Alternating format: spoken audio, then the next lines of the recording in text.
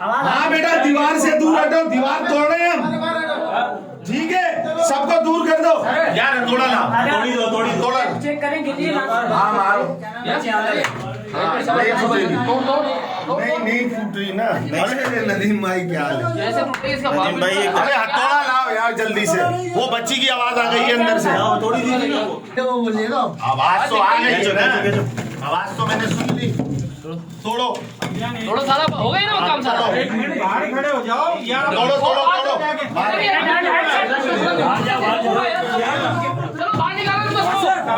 ये लो, तोड़ो तोड़ो, ये पकड़ना है यार। टूट गए यार और भी दो, और भी लेके आओ। ये बात सुनो बाबा, ये तोड़ो, ये तोड़ो। हो गया तसल्ली से घबराने की जरूरत नहीं है। बात सुनो, बाहर जाना यार, मसला क्या है? तोड़ो, थोड़ा बाहर पीछे अंदर से दो वो पत्थर दो अंदर से। हाँ बढ़िया ही है नदीम भाई। यार ये रश क्यों है? आपको क्या मसला है?